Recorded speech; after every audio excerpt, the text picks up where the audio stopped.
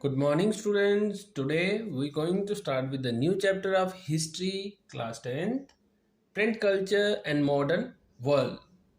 तो आज हम नया चैप्टर शुरू कर रहे हैं, प्रिंट कल्चर और मॉडर्न वर्ल्ड, और हम स्टार्ट करेंगे इंट्रोडक्शन से। एज वी नो दैट कि हम प्रिंट कल्चर के बारे में पढ़ेंगे कि प्रिंटिंग स्टार्ट कैसे हो रही है और उसका क्या प्रभाव हुआ है हमारे मॉडर्न वर्ल्ड या मॉडर्न वर्ल्ड को कैसे डेवलप किया है, इसके बारे में हम पढ़ेंगे और समझेंगे। इंट्रोडक्शन में आता है हमारा प्रिंटेड मैटर जो है वो बहुत ही प्रिविलेंट है हमारी डेली लाइफ में। मतलब ये तो एक तरह से कॉमन हो गया हमारी लाइफ के बीच में। और साथ ही साथ हम प्रिंटेड बुक्स होगी, इमेजेस होगी, न्यूज़पेपर होगी, होर्डिंग, एडवर्टाइजमेंट, पैम्पलेट, ये सब तो हम देखते ही रहते हैं। प्रिंट जो है वो एक इंटीग्रल पार्ट बन गया हमारी मॉडर्न लाइफ का। बट एक टाइम था कि क्या था कि प्रिंट मैटर एग्जिस्ट ही नहीं करता था। मतलब हमारे पास प्रिंट में मटेरियल ही नहीं होता था। देयर वर अदर वेज, और तरीकों से हमें इंफॉर्मेशन मिलती थी। आहिस्ता आहिस्ता ग्रेजुअली शिफ्ट हुआ है हैंड रिटन से प्रिंटेड मैटर में, और इनोवेशंस हुई, न्यू मशीन्स आई, न्यू प्रेसेस आई, जिसके कारण ये ट्रांसफॉर्मेशन जो था वो एक इफेक्ट लेके आया लाइफ्स ऑफ पीपल में। सबसे पहले जो प्रिंटेड बुक्स थी वो कहाँ पे हुई है? They printed initially forms of painting में हुई थी, जो कि प्रैक्टिस किया जाता था China, Japan and Korea.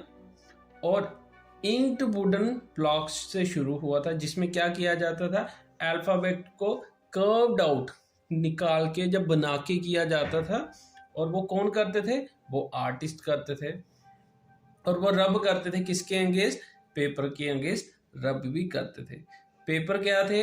Paper were the porous, मतलब वो ऐसे होते थे जिससे इंक वगैरह जो वो निकल जाती थी। और वो दो आर्टिकल को क्या नहीं कर सकते थे? पब्लिश भी नहीं कर सकते थे।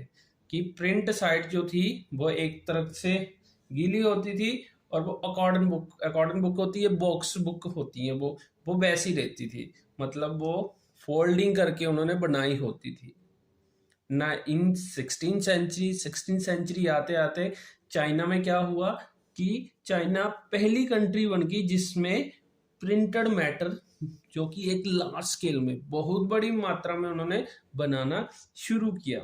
सबसे पहले क्या स्टार्ट किया उन्होंने? टेक्स्ट बुक, जो कि उन्होंने एग्जाम के लिए बनाई थी। किसके लिए? सिविल सर्विसेज एग्जाम के लिए बनाई थी। स्लोली अदर प्रिंटर मैटर्स भी अवेलेबल होने लग पड़े लोगों को अब आसानी से प्रिंट मटेरियल मिलने लग पड़ा। और इसके कारण ही लोग अब बहुत ज़्यादा इंटरेस्टेड हो गए क्या करने के लिए?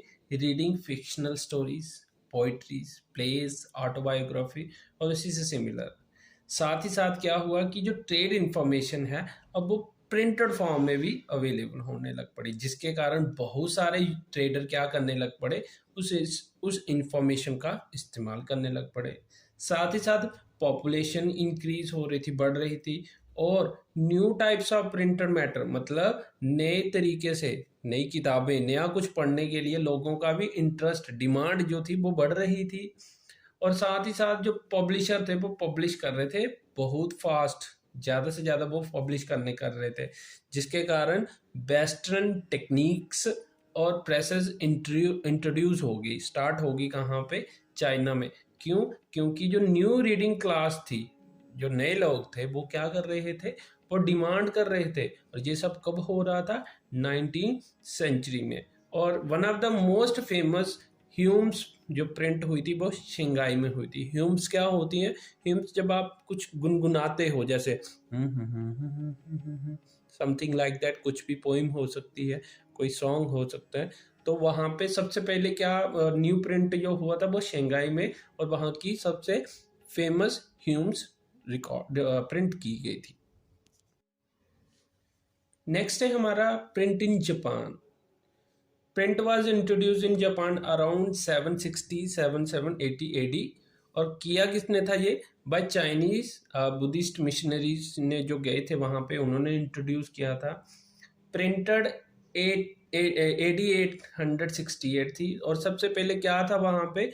ओल्डेस्ट जापानी बुक थी जिसका नाम था डायमंड सूत्रा। बेसिकली ये बुक है क्या? इस बुक में बुद्धा टीचिंग के बारे में, टीचिंग कैसे करते थे उसके बारे में उन्होंने बताया था, और डायमंड की एक एग्जाम्पल के तौर पे भी लिया हुआ था। हैंड प्रिंट मैटर जो है वो अब जापान की लाइब्रेरी और मार्केट में बड़ी आसानी से देखे जा सकते थे, और टेक्स्ट बुक से लेके प्रोज होगी, पोइट्री होगी, पेंटिंग वगैरह, ये सब आसानी से वहाँ पे मिल भी जाता था। और वहाँ पे there were also books to on humans, women's के ऊपर भी बुक्स आसानी से मिल जाती थी। Manners, attitudes, cooking, flower arrangement and many more, मतलब अलग अलग एक्टिविटी से रिलेटेड मैन वुमेन उन सब की बुक्स उनको अवेलेबल हो जाती थी मार्केट से, चाहे खरीद लो चाहे वो लाइब्रेरी में जाके पढ़ भी सकते थे। पेंटिंग क्या थी? Paintings are represent also become famous in Japan. Painting से रिप्रेजेंटेशन जो करते थे, रिप्रेजेंट कोई चीज को करना, वो जापान में बहुत ज्यादा फेमस भी हो गया था। Edo pictures illustrated and elegant urban culture that involve artist, tea house gathering and courtesan. तो एडो की पिक्चर्स थी, उसमें उन्होंने क्या बताया था? अर्बन कल्चर के बारे में बताया था, जिसमें बहुत सारे आर्टिस्ट और गैदरिंग, टी हाउस, सबके बारे में उसने बड़े अच्छे से दिखाया हुआ था। नेक्स्ट हम करने जा रहे हैं प्रिंट कम्स टू यूरोप। अब चाइना में ये सब स्टार्ट हुआ है, तो अब ये कहाँ को आया है? ये आया है यूरोप में। प्रिंट और प्रिंट कल्चर के बारे में बात हो रही है हमारी। तो इंट्रोडक्शन हुआ चाइनीज पेपर कहाँ पे? यूरोप में। और ये किस वे में आया? ये मैन्युस्क्रिप्ट्स में आया है। बेसिकली मैन्युस्क्रिप्ट्स क्या है? हैंड रिटन डॉक्यूमेंट है, जो पब्लिश होने से पहले कह सकते हो कि एक तरह से डॉक्यूमेंट बनाया जाता है, उसको बाद में प्रिंट किया जाता है। Written by skilled hand written are scribes. जो मैन्युस्क्रिप्ट होती है वो किसने लिखी होती थी? स्किल्ड हैंड राइटर्स होते हैं, उन्होंने लिखी होती थी। Initially handwritten editors were available to aristocratic people and monastery library on vellum and expensive.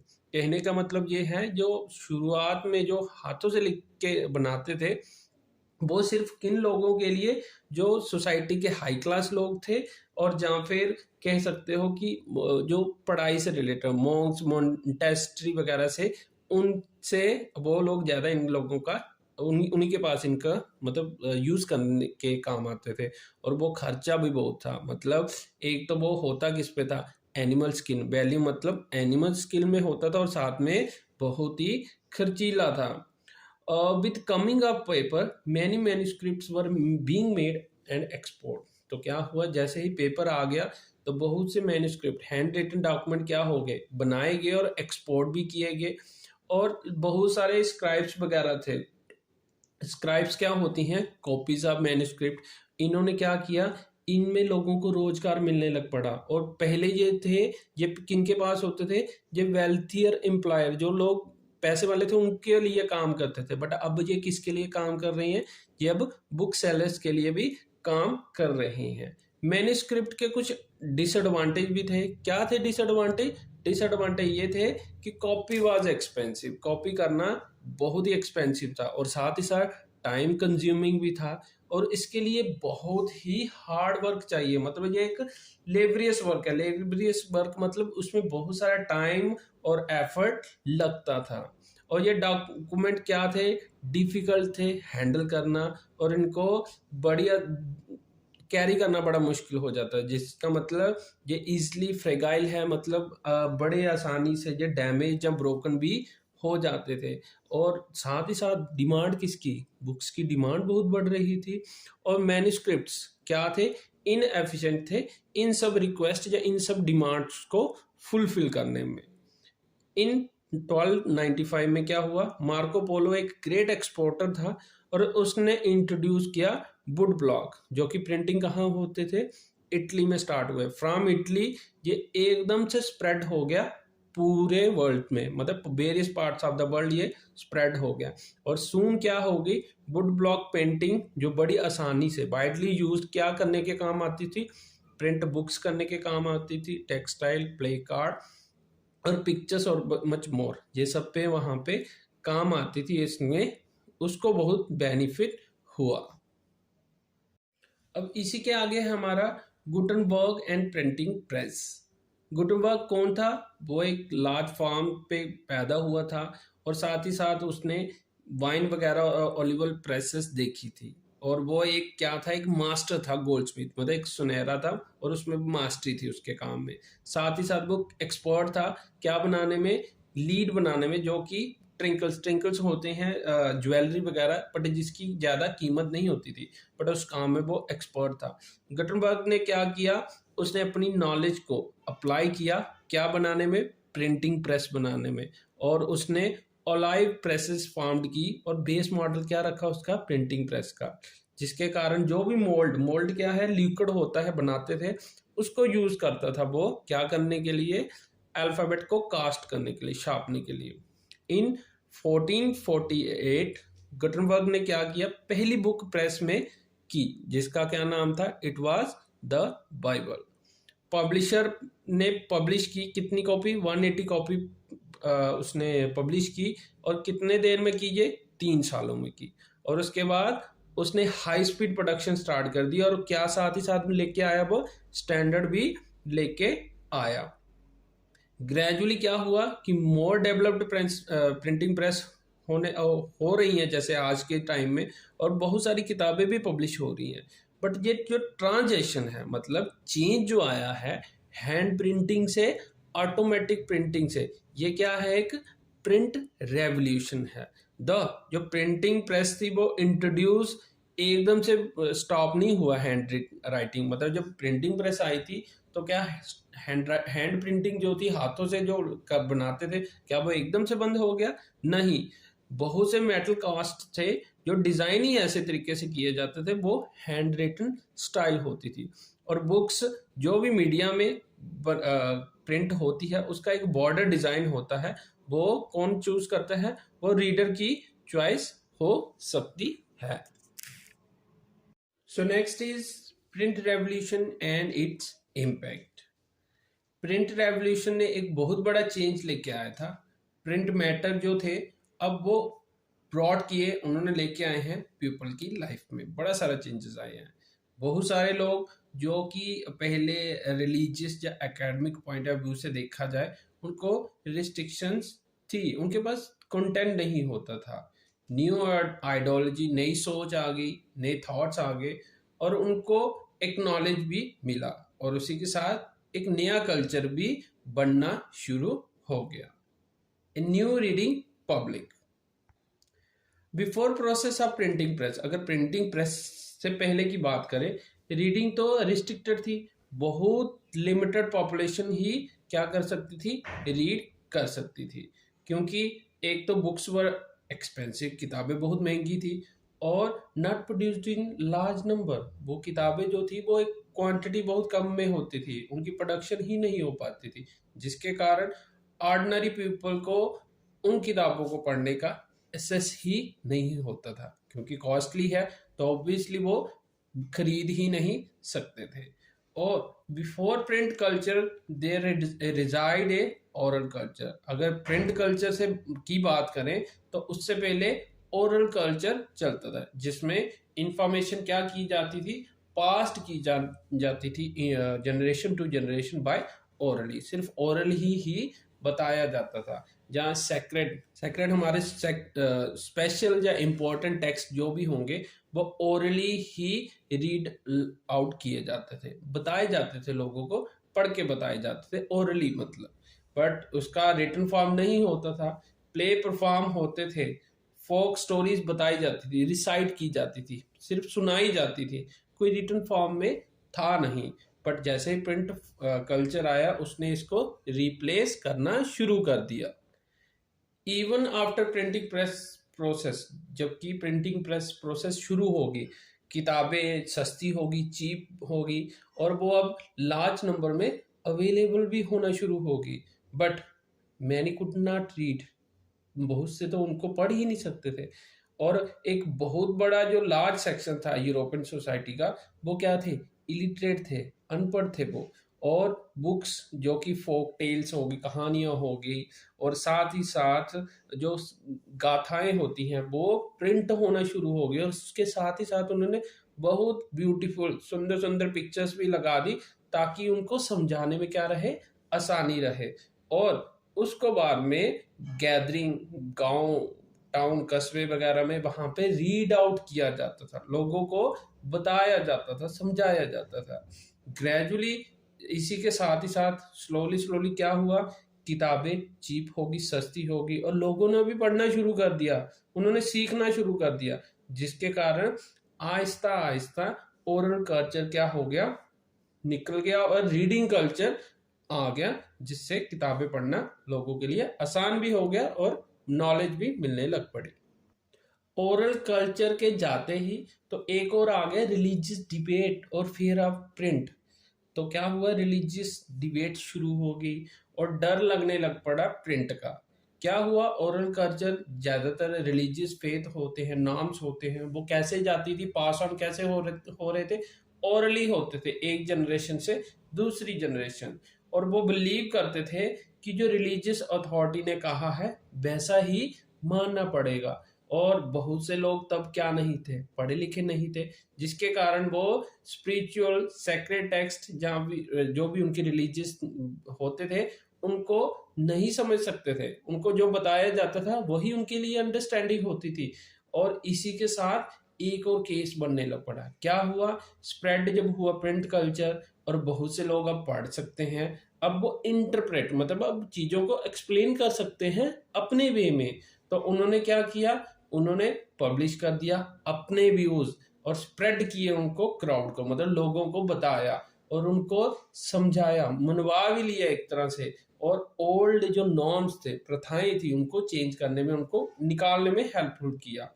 इसके कारण ये जो मैटर था, ये जो प्रिंट मैटर जो प्रिंट होने लग पड़ा, ये एक डर सा ला गया किनके लिए, बहुत से लोग क्रिटिसाइज करने लग पड़े, उनको लगने लग पड़ा ये न्यू और अलग अलग जो विचार है, आइडियाज है, ओल्ड टेक्स्ट क्या करेंगे, जो पुरानी किताबें रिलीजियस बुक्स हैं ये तो अपनी वैल्यू खो देंगे।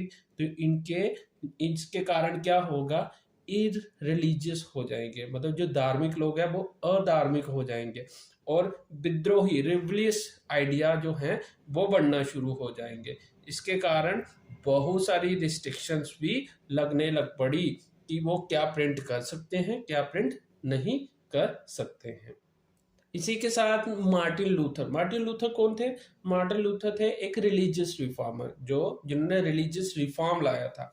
इन 1517 ही रोट 95 थीसिस, उन्होंने क्या किया था, 95 थीसिस नाम की बुक लिखी थी, जो कि उसमें क्या था, उन्होंने रोमन कैथोलिक चर्च की प्रैक्टिस और रिचुअल्स को क्या किया था, क्रिटिसाइज किया था, उनका विरोध एक तरह से कहना है, कह सकते हो। और ए copy of work was post on church door in Wittenberg, तो विटनबर्ग में के चर्च के डोर पे उन्होंने क्या कर दिया, एक कॉपी को, जो उनका काम था, उन्होंने वो पोस्ट किया था।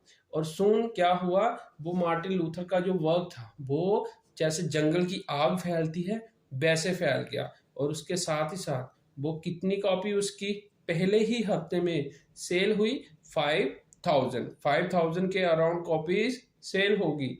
और साथ ही साथ ये जो थीसिस थी इसका इम्पैक्ट जो रीडर थे, पढ़ने वाले थे, उन पे बहुत हुआ। और इसी के कारण एक डिवीजन हो गई किसके अंदर, चर्च के अंदर, जिसके कारण ये लेड हुआ प्रोटेस्ट रिफॉर्मेशन जो चर्च के अंदर हुआ। मार्टिन लूथर ने स्टेट किया था, प्रिंट किया था, जो वो था ultimate gift of God and greatest one. ठीक है, तो ultimate gift of God and greatest one.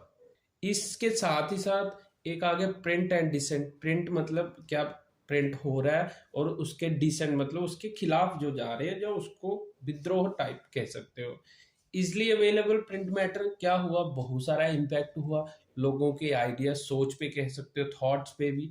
और जो थोड़ी भी नॉलेज होती थी रीडिंग और राइटिंग की, वो रिलीजियस टेक्स्ट में भी होने लग पड़ी, जिसके कारण जो बहुत सी किताबें होती थी, रिलीजियस कह सकते हो, वो क्या थी, ऐसी लैंग्वेज में लिखी हुई थी जिनको पढ़ना नॉर्मल पीपल के लिए आसान नहीं होता था। अब बहुत सी ऐसी किताबों को डीकैप्ट कर दिए गए, मतलब उनका जो आइडिया है, वैल्यूज है, उसको नॉर्मल या सिंपल लैंग्वेज में भी पब्लिश करना शुरू कर दिया। क्या मतलब, उनका मैसेज जो है, जो भी लिखता था वो अपनी अंडरस्टैंडिंग के अकॉर्डिंग लिखता था। मिनोकियो एक मिलर था इटली का, उसने रीडिंग बुक्स जो लोकेलिटी में थी उसने पढ़ी, और उसने इंटरप्रेट किया किसके बारे में, गॉड के बारे में और उसकी क्रिएशन के बारे में, जिसके कारण जो उसके आइडिया थे, इंटरप्रेशन थी, जो उसने अपनी नॉलेज के अकॉर्डिंग बताया था, वो एक्सेप्ट नहीं था। किसको एक्सेप्ट नहीं था? रोमन कैथोलिक चर्च को एक्सेप्ट नहीं था, जिसके कारण मेनियोकियो को ड्रैग भी किया गया पब्लिकली ट्वाइस, और उसके बाद ही उसको एग्जीक्यूट, सजा भी दी गई। ये क्यों किया गया? ये इसलिए किया गया ताकि जो भी अगर ऐसी क्वेश्चन या क्रिटिसाइज करे रोमन कैथोलिक चर्च को किसी भी वे में, उसको क्या किया जाएगा, ऐसी सख्त सख्त पनिशमेंट भी दी जाएगी। फ्रॉम 1558 से लेके चर्च ने क्या किया, मेंटेन किया प्रोहिबिटेड बुक्स इंडेक्स, ताकि वो क्या कर सके, वो कंट्रोल कर सके कि पब्लिशर या बुक सेलर क्या प्रिंट कर सकते हैं, क्या प्रिंट नहीं कर सकते। मतलब कि चर्च क्या चाहता था कि क्रिटिसिज्म को रोक के और लोगों का जो विश्वास है चर्च के ऊपर वो बना रहे। 18 और 19 सेंचुरी में क्या हुआ है कि यूरोप से आए इंक्रीजिंग लिटरेसी रेट, जहाँ पे लोग जो अब पढ़े लिखे होने लग पड़े, और इसी के कारण क्या हुआ कि बहुत सारे पब्लिकेशंस आ गए, राइज हो गया, और ज़्यादा से ज़्यादा लोग पढ़े लिखे होने के कारण एक हैबिट सी कल्टीवेट होगी, पैदा होगी उनमें, किसकी, रीडिंग की, और जिसके कारण बहुत सारी डिमांड होगी बुक्स की, और अलग अलग कैटेगरी की बुक्स भी प्रिंट होना शुरू हो गई, जिसके कारण टू सेल बुक्स, अब किताबें बेचने के लिए क्या हो गया, every knock every corner of the country क्या हो गया, स्टार्ट हो गई, और पब्लिशर इंग्लैंड के ये सब करना शुरू कर दिए, जिसके कारण उन्होंने हायर कर दिए ट्रेडर्स और बहुत से पिटी पैडलर, मतलब जो गली गली में भी सामान बेचते थे, उनको भी चैप बुक्स, जो सस्ती किताबें होती थी, वो दे दी, ताकि वो किनको बेच पाए, वो गरीब लोगों को भी बेच पाए। इन फ्रांस बिब्लोथीक ब्लू, जो एक सस्ती किताब थी, उसकी पेपर की क्वालिटी भी बहुत लो होती थी, वो बाउंडेड थी किसमें, ब्लू कलर कवर के अंदर, जिससे उसकी लुक बड़ी अच्छी हो जाती थी। और उसी के साथ साथ क्या बेचते थे, स्टोरी बुक्स भी होती थी, साइंटिस्ट जो थ्योरीज थे, वो फिलॉसफी, ये सब पब्लिश होना शुरू हो गया, जिसके कारण बहुत से साइंटिस्ट को हेल्प हो गई, क्योंकि ये पब्लिकेशंस अलग अलग पार्ट्स में क्या करते थे, वर्ल्ड के अलग अलग पार्ट्स में अलग अलग थ्योरीज वगैरह पब्लिश होती थी, जिसके कारण उनको पता चलता था साइंटिस्ट को कि कौन सी रिसर्च पे या कौन से टॉपिक पे रिसर्च हो रही है। और बहुत से आइडिया ऑफ फिलोसफर के जो आइडिया थे वो भी लोगों को सुनने को, पढ़ने को मिलते थे। थॉमस पेने, बोलेटे, जीन जैकिस, और इनका बहुत सारा ग्रेट इम्पैक्ट जो लोगों के दिमागों में भी पड़ा। न्यूज़पेपर, पीरियोडिकल एंड मैगजीन जो थी, इन्होंने बहुत सारी पॉपुलैरिटी गेन कर ली अर्ली 18 सेंचुरी में। ये सब क्या करते थे, ये सब इंफॉर्मेशन को कलेक्ट करते थे, असेंबल करते थे और प्रेजेंट करते थे लोगों को इन अलग अलग टॉपिक्स के ऊपर, जिसके कारण जो उनका पब्लिश का मैटर होता है, टॉपिक इंफॉर्मेशन जो कलेक्ट करके उन्होंने दी होती है, चाहे वो नेशनल की हो, कल्चरल इम्पोर्टेंस हो, और चाहे वो करंट अफेयर्स ही क्यों ना हो, इससे क्या होता था, लोगों को हेल्प हो जाती थी कि उनके देश में हो क्या रहा है, क्या इवेंट्स हो रहे हैं, what is going on actually in their country, ये सब उनको जानने को, पढ़ने को मिलता था। नेक्स्ट है tremble therefore tyrants of the world. ये एक स्टेटमेंट थी जो कि अनाउंस की गई थी, किसने, फ्रेंच नोबलिस्ट ऑफ 18 सेंचुरी में, ल्यूस सेबेस्टियन मेकर। मेकर का और बिलीव था कि प्रिंट क्या है, एक इंजन है जो लोगों को क्या करता है, इनलाइट कर देता है। इनलाइट मतलब उनको नॉलेज देता है, ताकि वो क्या कर सकें, फाइट कर सकें, किसके अगेंस्ट, ऑटोक्रेटिक रूल्स, और साथ ही साथ जो उनके साथ इनजस्टिस हो रहा है। और साथ ही साथ मार्कर्स की बुक्स क्या थी, प्रोपोगनिस्ट करती थी रीडर्स को, जो कि उनके आइडियाज को लेके, फिलॉसफी को लेके, जो भी उनकी बुक्स में बताया जाता था उसको लेके बड़ा ही उत्तेजित भी वो करते थे। दस जो स्टेटमेंट है, tremble therefore tyrants of the world, और यहाँ पे ये मतलब क्या है कि एक तरह से जो इनजस्टिस हो रहा है हमारे साथ, वो उसको हिला के रखेगा, पूरी दुनिया को हिला के रखेगा ये, ठीक है। उसके साथ ही साथ हमारा आगे आता है print culture and French revolution. यहाँ पे तीन आर्गुमेंट्स कह लो या पॉइंट्स कह लो जो कि लिंक करते हैं प्रिंट कल्चर को फ्रेंच रेवोल्यूशन के साथ। पहला है, मैनी रेवोल्यूशन आइडिया जो थे वो स्प्रेड हुए हैं प्रिंट के कारण। कंसेप्ट या रीजंस कह लो, नॉलेज कह लो, हर किसी ने अप्लाई की थी वो कंट्री पे रेदर देन ट्रेडिशंस पे, जिसके कारण बहुत सारे राइटर्स जो थे पॉपुलर हो गए, जैसे बोलाटी और रोयोसियो। इन्होंने क्या किया था, many criticise and question the old age old beliefs and superstitions. बहुत सी जो प्रथाएं, जो बिलीफ थे, जो सुपरस्टिशियस बातें थी, वो जो चले जा रही थी, उनको इन्होंने क्वेश्चंस किया, और इनके सिवा बाकी सारे लोगों ने भी क्वेश्चंस किया, जिसके कारण इंट्रोड्यूस हुई पीपल थ्योरीज, थॉट्स, जो उनको कस्टम्स जो अभी तक फॉलो हो रहे थे उन पे विचार करने का एक समय आ गया था। और साथ ही साथ नेक्स्ट पॉइंट है, as many people reads new idea, बहुत से लोग अब नई नई किताबें पढ़ना शुरू हो गए, तो आइडिया भी ऑब्वियसली न्यू आएंगे। ये क्या हो गए, some eager spoil others do not, तो जिसके कारण कुछ लोग उन आइडियाज के साथ सहमत थे बट कुछ नहीं भी करते थे। ये क्या हो गई, ये एक अपॉर्चुनिटी मिल गई, ओपन अपॉर्चुनिटी हो गई, क्या करने के लिए, डिस्कशन के लिए, आर्गुमेंट के लिए, और साथ ही साथ पब्लिक को इनेबल कर दिया, एक तरह से खोल दिया, ताकि वो लिखी हुई चीज़ों को एवेल्युएट कर पाए, जान सके, और अपना खुद का ओपिनियन या अपने खुद का विचार, थॉट बना सके। ये जो डिबेट थी, ये डिबेट और डिस्कशन कल्चर बन गया, और ये किसका बना, पब्लिक कल्चर का बना, जिसके कारण क्या हुआ, एक तरह से ये रास्ता बना दिया किसके लिए, सोसाइटी का रेवोल्यूशन, सोशल रेवोल्यूशन, कहाँ पे, यूरोप में। साथ ही साथ नेक्स्ट पॉइंट है इसका कि लिटरेचर ने क्या कर दिया, एक फन बनाया, किसका, मतलब जैसे कार्टून्स वगैरह होते हैं, किसी चीज़ की मॉकिंग करना, फन करना, मजाक बनाना, और उसने भी कार्टून्स वगैरह छपना शुरू हो गए, या पिक्चर्स किसी करेक्टर के ऊपर बनना या किसी पर्सन के ऊपर बना के वो उन्होंने शुरू किया। तो ये क्या था, एक तरह से उनका मजाक बनाते थे, और ये भी ग्राउंड पकड़ना शुरू हो गया कि जो फन बनाते थे मोनार्की के, किंग्स की, तो पब्लिश हुई, लोगों ने उसको क्या किया, इंटरेस्ट बताया और मिनिमाइज करने की, ताकि वो कॉमन लोग जो पेन है उसके रूल के अंदर उनको कम किया जा सके। और ये एक सेंस ऑफ हेट भी थी कि ऑटोक्रेट्स हो गए या मोनैक्स हो गए, उनके अगेंस्ट वो कुछ ज़्यादा बोल नहीं सकते थे, पर कार्टून या कैरिकेचर्स के साथ ही वो उनको मोक करते थे, फन करते थे उनका। ऑल्दो ये जो आर्गुमेंट है about print contribution to spread of new French society idea, ये कोई भी इग्नोर नहीं कर सकता, क्योंकि लिटरेचर की जो अवेलेबल है, ट्रेडिशंस है, बिलीव्स हैं, तब से अभी तक चले आ रहे हैं।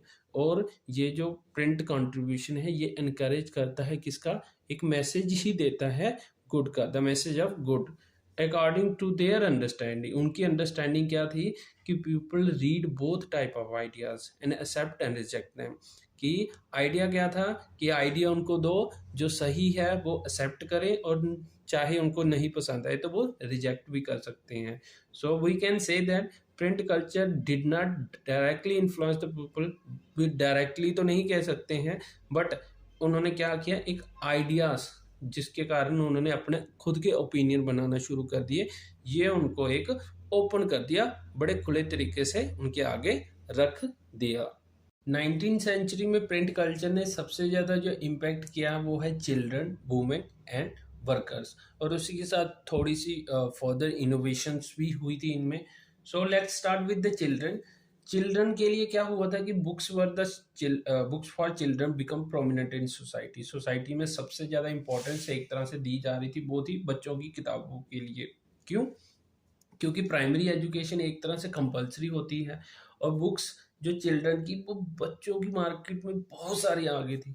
टेक्स्ट टेक्स्ट बुक की बात करें, वो हैवी टास्क था किसके लिए, पब्लिशर के लिए, और बहुत से मैनी हाउसेस जो थे उनका काम ही यही था कि वो कौन सी बुक्स पब्लिश करें, चिल्ड्रन बुक्स पब्लिश करें।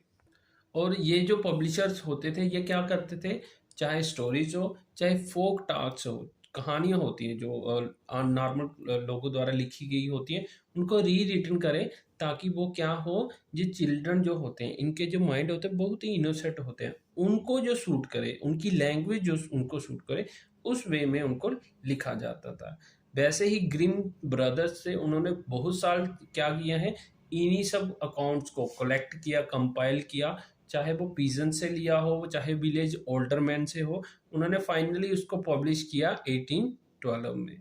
उसी के साथ नेक्स्ट है हमारा वुमेन। वुमेन क्या है, एक एसेंशियल रीडर बन गई, और साथ ही साथ बुक्स चाहे एंटीक की हो, हाउस कीपिंग की हो, वो भी पब्लिश हुई है वुमेन्स के लिए।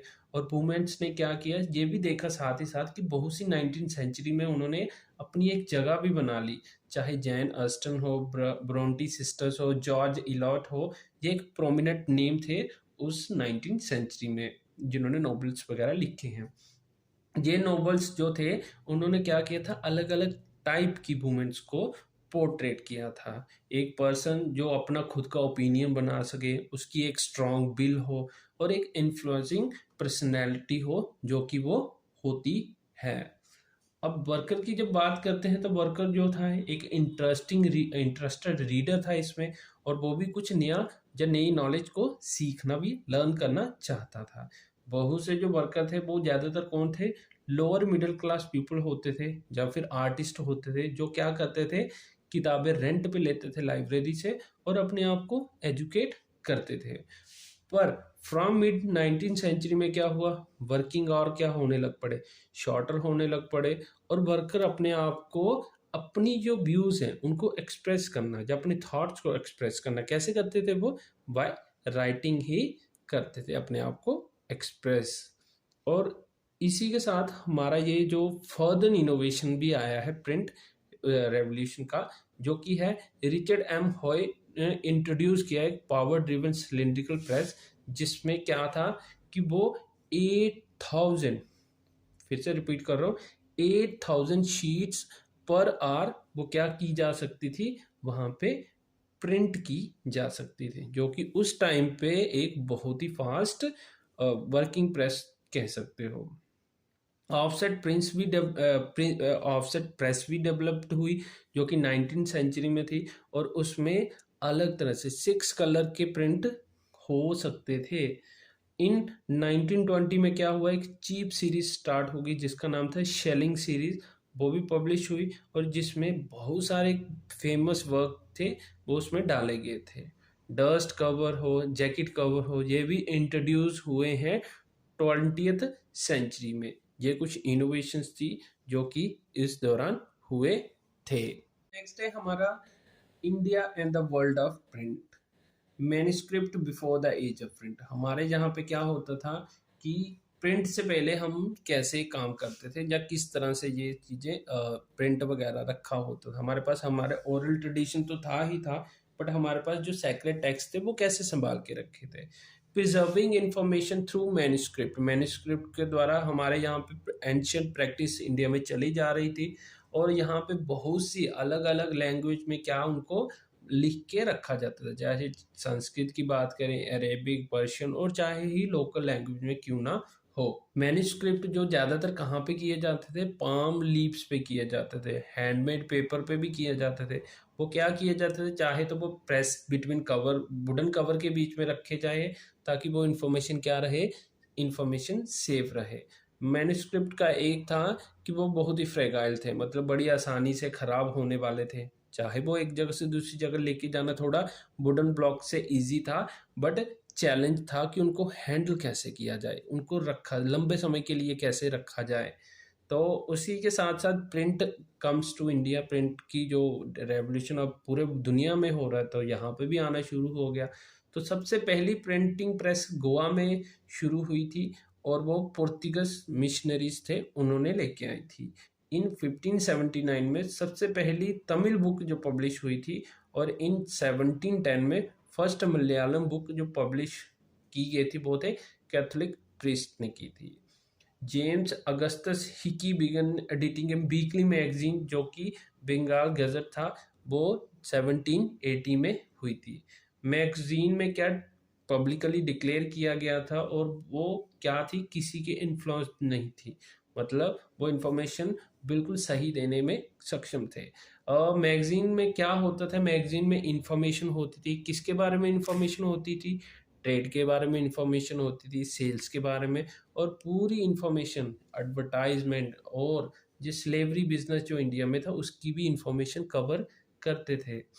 मैगजीन आल्सो पब्लिश, मैगजीन क्या करती थी, गॉसिप भी क्या करती थी, पब्लिश करते थे। किसकी गॉसिप, कंपनी के ऑफिशियल्स, न्यूज़ वगैरह हो सकती थी, जिसके कारण कंपनी के जो थे वो बहुत गुस्सा हुई, और उन्होंने गवर्नर जनरल वैरेन हेस्टन को हरास करने के लिए हिकनी को ट्रेमेंडसली किया, ताकि वो क्या कर सके, ये सब बंद कर सके। आफ्टर दिस इंसिडेंट, ये जब इंसिडेंट हुआ तो कंपनी ने एनकरेज किया publishing newspaper under company rule, की कंपनी के रूल के अंडर ही वो काम करेंगे, पब्लिश करेंगे। और क्या इंफॉर्मेशन वो पब्लिश करेंगे, वो पूरी पूरी इंफॉर्मेशन शेयर की जाती, ताकि वो क्या कर सके, इन सबको कंट्रोल कर सके। इंडियन जो थे उन्होंने भी पब्लिश करना शुरू कर दिया अपने न्यूज़पेपर, और सबसे पहला था उसमें बंगाल गैजेट, जो कि पब्लिश कौन करता था, गंगाधर भट्टाचार्य, जो एक क्लोज एलाय थे राम मोहन राय के। जब जब प्रिंट कल्चर आया तो उसके साथ बहुत सारे रिलीजियस रिफॉर्म और पब्लिक डिबेट्स भी शुरू हो गई। सो इस summer points are I am going to cover it. As literacy rate increase होना शुरू हो गया, ज़्यादा से ज़्यादा लोग अवेयर होना शुरू हो गए कि जो अट्रोसिटी होती है किसके नाम पे, धर्म के नाम पर। सो लोगों ने क्या करना शुरू कर दिया, they form opinion their own, अब खुद के ओपिनियन बनाना शुरू कर दिए। इसी के साथ क्या हुआ कि आइडिया बनने लग पड़े, विचार आने लग पड़े, और पब्लिश हुए ये न्यूज़पेपर, मैगजीन, जिसके कारण वही आइडिया विचार क्या होने लग पड़े, बहुत सारे लोगों को पहुंचने लग पड़े। और इसी के साथ क्या हुआ कि कुछ लोग, अब बहुत से लोग तो चाहेंगे कि ये जो ओल्ड एट्रोसिटी हो रही है और इसमें क्या किया जा सके, सोसाइटी में कुछ चेंजेस ला सके। बहुत से लोग ट्रेडिशनल सिस्टम ऑफ बिलीफ को क्या करते थे, मानते थे, सपोर्ट भी करना चाहते थे। बट कुछ थे जो क्या चाहते थे, इसमें चेंज लाना चाहते थे, और वो चाहते थे, कुछ चाहते थे कि ट्रेडिशन फॉलो हो और जैसा चल रहा है वैसा ही चले, बट कुछ तो चेंज चाहते थे।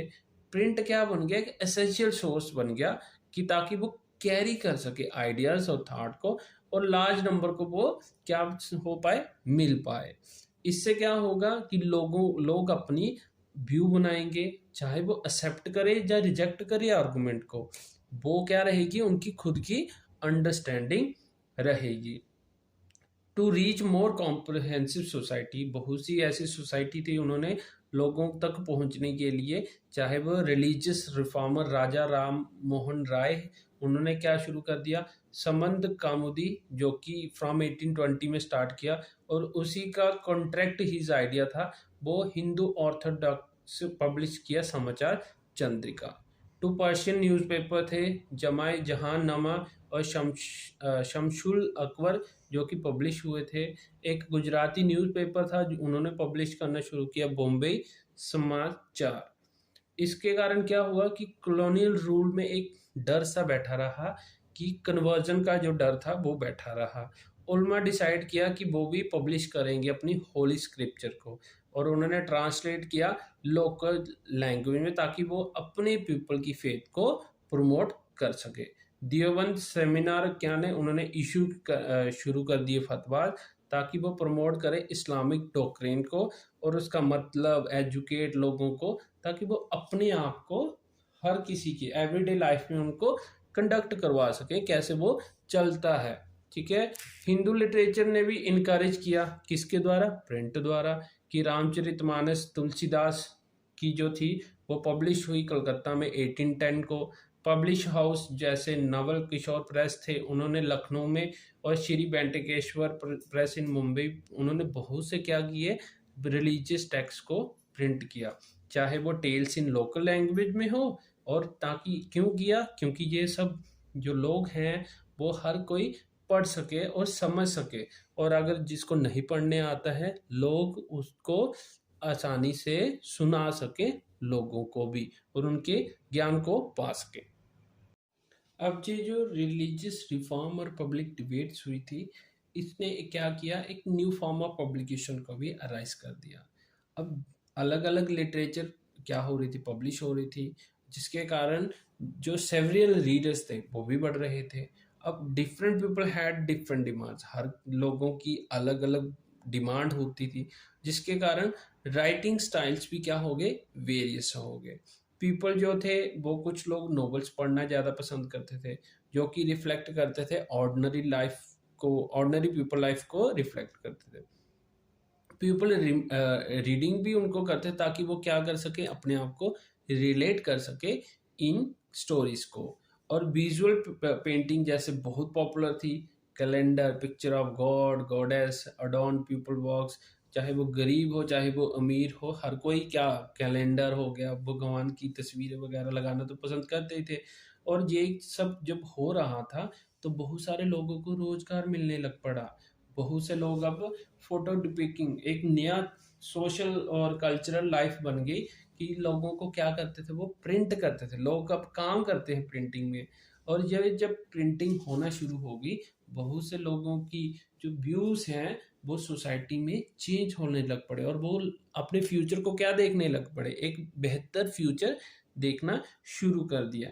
कैरिकल्चर, कार्टून, ये भी तो फेमस होने लग पड़े। अब बच्चे तो कार्टून ही देखते हैं या कैरिकल्चर वगैरह ही वो पढ़ना पसंद करते हैं।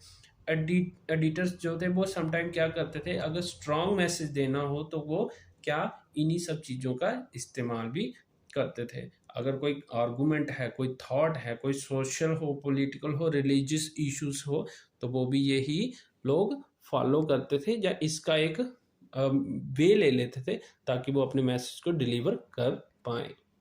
इन सब का वुमेन और वुमेन पे भी इम्पैक्ट हुआ।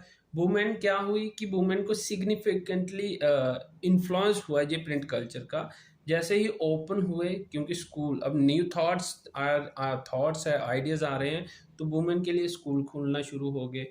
बहुत सी लड़कियां अब पढ़ने जा सकती थी, एजुकेट हो रही हैं। फादर्स अपनी बेटियों को अब घर पे ही नहीं बिठाना चाहते हैं।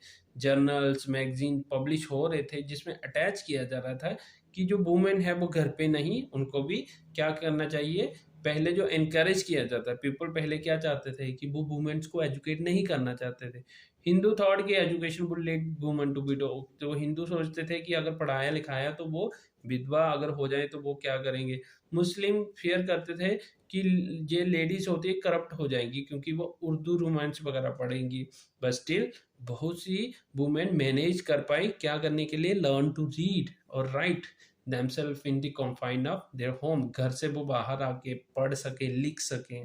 यही रश सुंदरी देवी जो एक यंग मैरिड गर्ल थी बंगाल की, उन्होंने लर्न किया रीडिंग अपने घर से ही, और उन्होंने ऑटोबायोग्राफी लिखी, अमीर जीवान, जो फर्स्ट फुल लेंथ ऑटोबायोग्राफी थी, वो की पब्लिश हुई है 1876 में।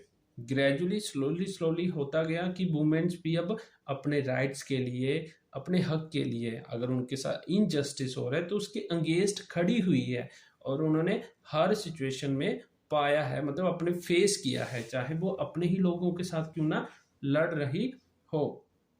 कैलाश विष्णु देवी जो एक बंगाली वुमेन थी, उन्होंने अपने एक्सपीरियंस अपने घर का और हार्ड लेबर जो उन्होंने फोर्सफुली करना पड़ा, ट्रीटर जैसे इन्फीरियर किया गया उसके साथ, और घर पे ही चारदीवारी के अंदर ही रखा। और बहुत सी ऐसी, ताराबाई शिंदे, पंडिता रामबाई, उन्होंने अपनी मिजरेबल लाइफ के बारे में बताया, चाहे वो अपर कास्ट हिंदू वुमेन ही क्यों ना थे, स्पेशली विडोज।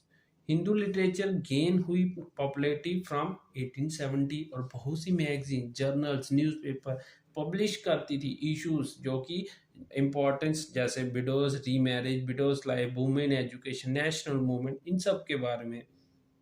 इन पंजाब बुक्स वर्ल्ड जो थी वो वुमेन भी क्या कर रही थी, पब्लिश कर रही थी और फॉर वुमेन्स थी। चड्डा जो पब्लिश बुक की थी, नाम था उसका स्त्री धर्म विचार, जो कि बताता था कि वुमेन कितनी ओबीडियंट है, सिखाता था basically. In Bengal Battala central area Kolkata famous था प्रिंटिंग बुक्स, किसके लिए, वुमेन्स के लिए। वहाँ पे सस्ती बुक्स होती थी और अलग अलग टॉपिक्स पे होती थी, जो कि डिस्ट्रीब्यूट की जा सकती है। पेडलर, वही पेडलर जो गली गली बेचने जाते हैं सामान वगैरह, इसके कारण वो औरतें पढ़ सकती हैं, एजुकेट कर सकती हैं अपने आप को अलग अलग इश्यूज पे।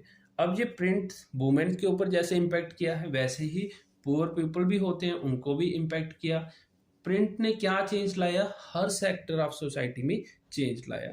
पुअर जो थे वो इफेक्टेड हुए थे प्रिंट कल्चर के साथ, क्योंकि सस्ती बुक जब पब्लिश हुई तो वो अब क्रॉस रोड जगह जगह बिकने लग पड़ी, जिसके कारण वर्कर हो, लेबर हो, वो भी खरीद सकते थे और वो पढ़ सकते थे इन किताबों को। बेसिकली इंडिया में क्या था, जो कास्ट सिस्टम है वो बहुत ही रिजिड था। 17 और 18 सेंचुरी में जो लोअर कास्ट पीपल थे उनको ट्रीट अच्छा नहीं किया जाता था, डिसरिस्पेक्ट रहती थी, उनको रिस्पेक्ट डिनाई की जाती थी और पोजीशन भी सोसाइटी में बहुत अच्छी नहीं थी। ज्योतिबा फुले जो एक मराठा पॉइनर लो कास्ट पब्लिश की उन्होंने बुक गुलामगिरी 1817 में, जिसमें उन्होंने बताया, मतलब एक तरह से हाईलाइट किया था इनजस्टिस जो कि कास्ट सिस्टम द्वारा उनके साथ हुआ करता था।